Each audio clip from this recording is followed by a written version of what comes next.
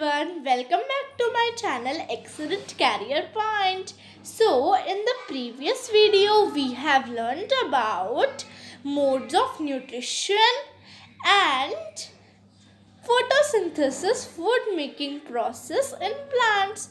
So now in our this video we will read about the topics other mode of nutrition in plants and how nutrition are replenished in the soil. So let's start with the topic other mode of nutrition in plants.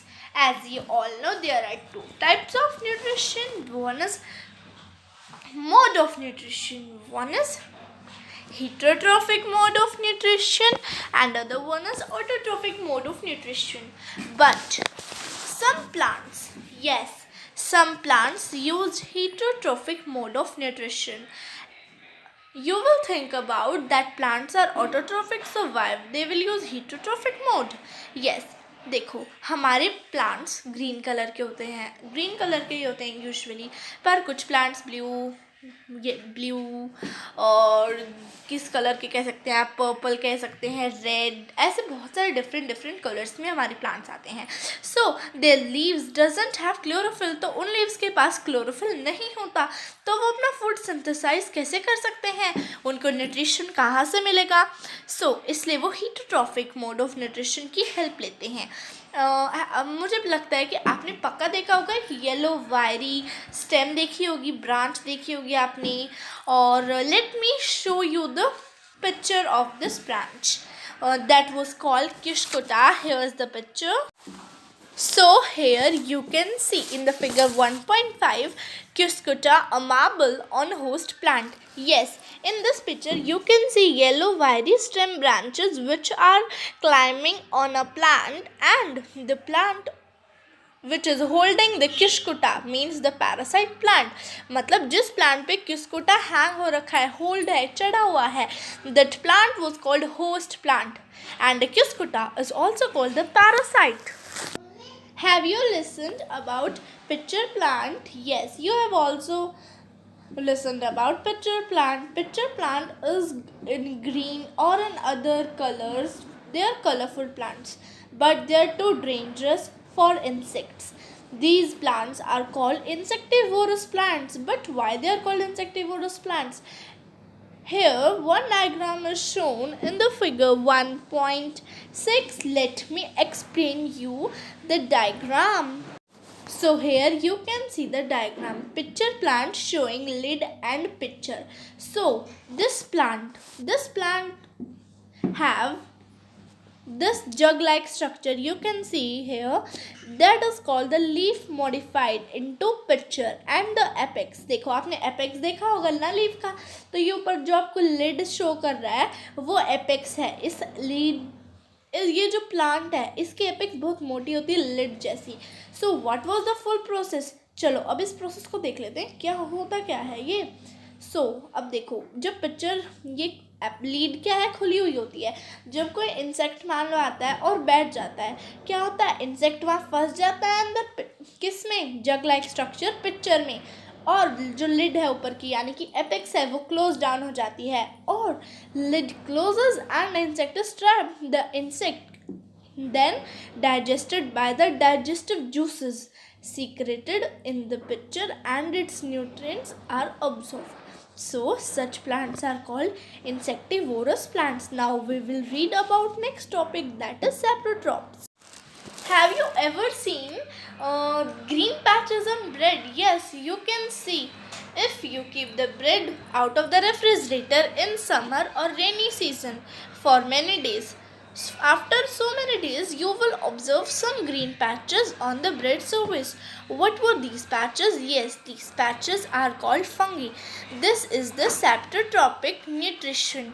What is this nutrition? We have to read the definition of this nutrition. This mode of nutrition in which organisms take in nutrients from dead and decaying matter is called saprotrophic nutrition. Such organisms with saprotrophic mode of nutrition are called saprotrophs. Fungi और pickles पे grow हो जाती है, leathers पे, clothings पे, articles, बहुत सारे other articles पे भी हो जाती है वो हॉट एंड ह्यूमिड वेदर में लॉन्ग टाइम तक। ओके, ये तो बहुत ईजी है, saprotrophic mode of nutrition. So I think it's clear. So अब हमें ये जानना है, क्वेश्चन ये राइज होता है कि सिम्बायोटिक रिलेशनशिप क्या होती है। आपकी बुक में दे रखा है symbiotic relationship. What was this relationship? This relationship is called symbiosis, जिसे ही हम सिम्बायोटिक रिलेशनशिप कहते हैं। सो इसमें क्या होता है, एग्जाम्पल जैसे कि आपके फंगी रूट्स ऑफ प्लांट्स में रह रही है और फंगी रूट्स ऑफ प्लांट्स में रहती है, सपोज करो आप, ठीक है। तो प्लांट्स क्या करता है, प्लांट्स तो उसको न्यूट्रिएंट्स भी दे देता है। अब भाई प्लांट कहता है कि फंगी मैं तो तेरे को न्यूट्रिएंट्स देता हूँ, सो तुझे भी मुझे कुछ देना पड़ेगा। तो फंगस कहती है ठीक है भाई, मैं तेरे को वाटर दूंगी और बहुत सारे न्यूट्रिएंट्स भी दूंगी। तो उनकी डील हो गई आपस में। तो अब वो एक दूसरे को प्रोवाइड करेंगे चीज़ें।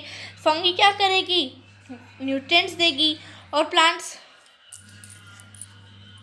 क्या देते हैं, उन्हें न्यूट्रिएंट्स देते हैं। और फंगी न्यूट्रिएंट्स के साथ साथ क्या देगी, yes, water. So this is symbiotic relationship. Okay, so now here's also some other examples of symbiotic relationship. You are often not about it.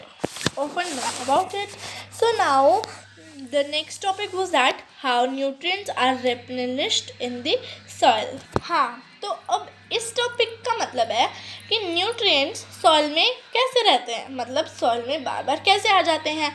अगर मान लो कोई फार्मर है और वो एक ही खेत में 10 साल तक अपने क्रॉप्स को उगाता है, अपने क्रॉप्स को क्या करता है, यस, ही ग्रोज। सो अब धीरे धीरे सॉइल की फर्टिलिटी कम होती जाएगी अगर हम उसको कोई भी न्यूट्रिएंट्स प्रोवाइड नहीं करेंगे। सो इससे बेहतर है कि हम अपनी सॉइल को और हेल्दी बना लें, उसको रेप्लेनिश कर दें।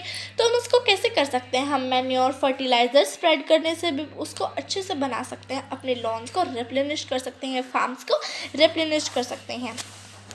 सो इससे मिनरल्स और न्यूट्रिएंट्स सॉइल में आ जाते हैं। सॉइल बहुत सारे न्यूट्रिएंट्स को अपने अंदर रखती है, पर धीरे धीरे जब वो क्रॉप्स उगाती है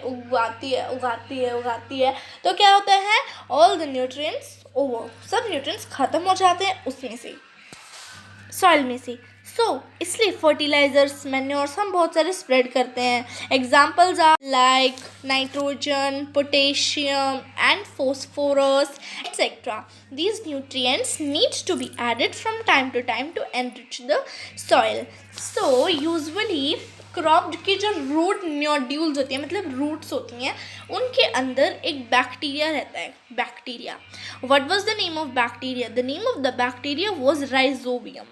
देखो, अब सॉइल को नाइट्रोजन भी चाहिए और एटमॉस्फेयर में 98% क्या है, नाइट्रोजन प्रेजेंट है। तो जो वो फॉर्म में नाइट्रोजन है, जिस फॉर्म में नाइट्रोजन प्रेजेंट है, तो सॉइल उसको नहीं यूज़ कर सकती उस फॉर्म में। सो soil can't use the nitrogen in its present form. So what does rhizobium do? Rhizobium क्या करता है, rhizobium जब नाइट्रोजन को एब्जॉर्ब करता है, उसको जैसे सॉइल यूज़ कर सके उस फॉर्म में कन्वर्ट करता है, मतलब nitrogenous compounds, nitrogenous useful compounds में कन्वर्ट करता है, जिससे कि सॉइल उसको यूज़ कर सके। सो अब इसमें भी आपका एक सिम्बायोटिक रिलेशनशिप आ गया है। क्या, देखो, अब राइजोबियम का जो बैक्टीरिया है वो तो कर देता है सही, किस चीज़ को, नाइट्रोजन को उसके यूजफुल कंपाउंड में।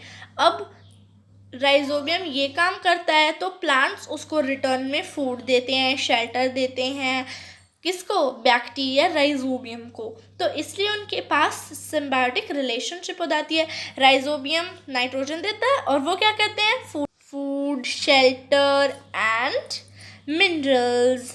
सो अब ये तो हो गया हमारा सिम्बायोटिक रिलेशनशिप।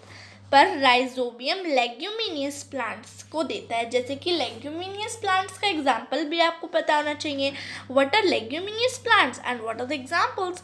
सो लेग्यूमिनियस प्लांट्स के रूट नोड्यूल्स में राइजोबियम रहता है, और leguminous plants like gram, peas, moong, beans. Okay, so now इस चैप्टर में आपने बहुत सारी चीज़ें लर्न करी. I hope this will be helpful and clear to you. Please subscribe my channel and like and share the video. Thanks for watching.